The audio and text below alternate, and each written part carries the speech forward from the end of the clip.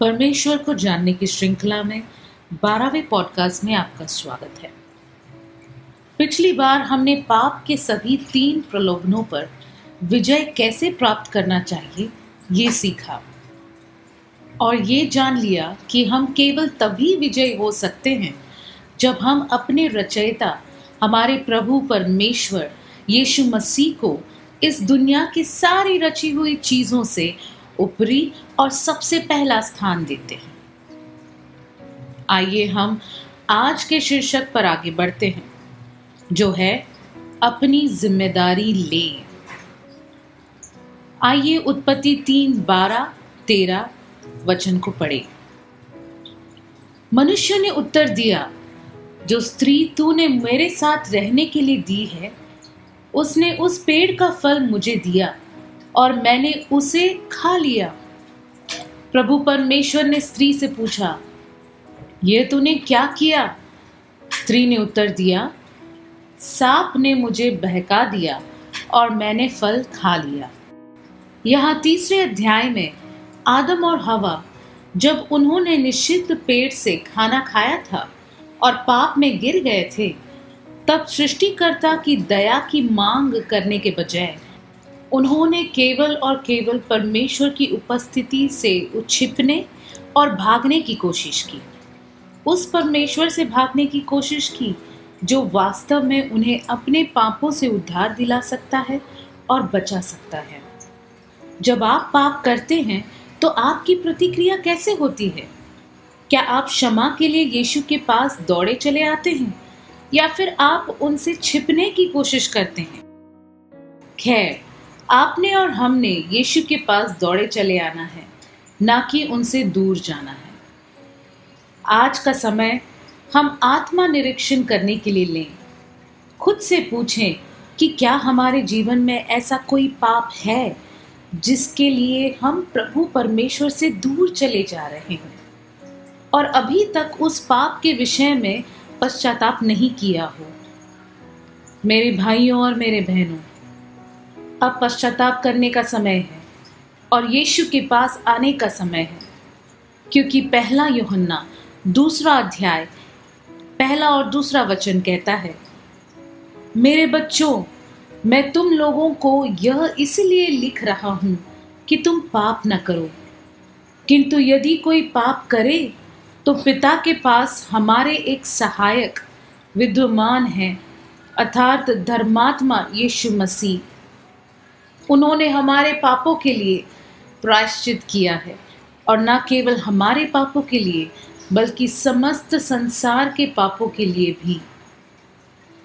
इसीलिए कलीसिया, आओ प्रभु यीशु के पास लौट आए।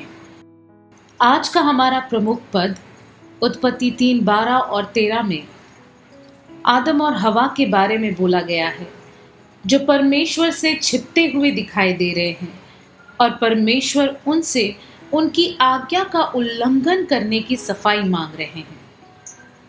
परमेश्वर की उपस्थिति में आदम ने जब पहली बार हवा को देखा था, उत्पत्ति 2:23 में वो कहता है कि अतः यह मेरी ही अस्थियों की अस्थि, मेरी ही देह की देह है।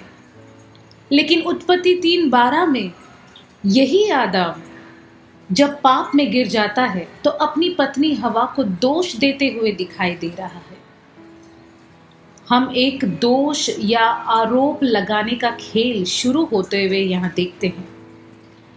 आदम हवा को दोषी ठहराता है और बदले में हवा सर्प को दोषी ठहराती है। हमें यह समझना होगा कि जब हम पाप में होते हैं, हम मसीह में अपने भाइयों के पूरक करने के बजाय अपनी गलतियों के लिए एक दूसरे पर दोष लगाते हैं। आजकल यह दोष या आरोप लगाने का खेल सभी प्रकार के संबंधों में दिखाई देता है।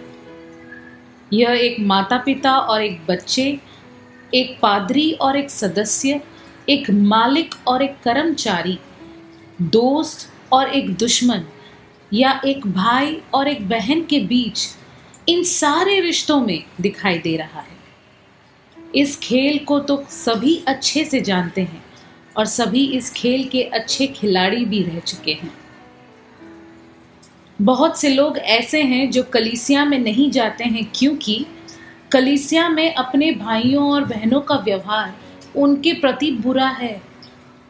इसी कारण वे लोग प्रभु के राज्य में प्रभावी व्यक्ति नहीं बन पाते हैं। और कुछ मसीह लोग ऐसे भी हैं जो अपने पासवान द्वारा नाराज होकर कलीसिया जाने के बदल घर में बैठे रहते हैं। परमेश्वर के लोगों, आप चर्च या कलीसिया में क्यों जाते हैं और आप किसके लिए जाते हैं? आपका आदर्श कौन है? आपका भाई या बहन, आपके पादरी या यीशु मसीह खुद? कलीसिया, हमें अपना ध्यान मसीह पर केंद्रित करके उनके पीछे हो लेना है। इस दोष या आरोप लगाने के खेल को रोकते हुए परमेश्वर की इच्छा को पूरा करना है। हम प्रार्थना करते हैं कि और कोई भी आपको परमेश्वर की इच्छा पूरी करने से न रोक सके। और भाइयों, तुम्हारे लिए परमेश्वर की इच्छा यह है कि आप अपनी गलतियों को मानें और कबूल करें, माफी मांगे और प्रभु के करीब आते हुए अपने जीवन के हर क्षेत्र में उन्हें महिमा दें। प्रभु आपको आशीषित रखे।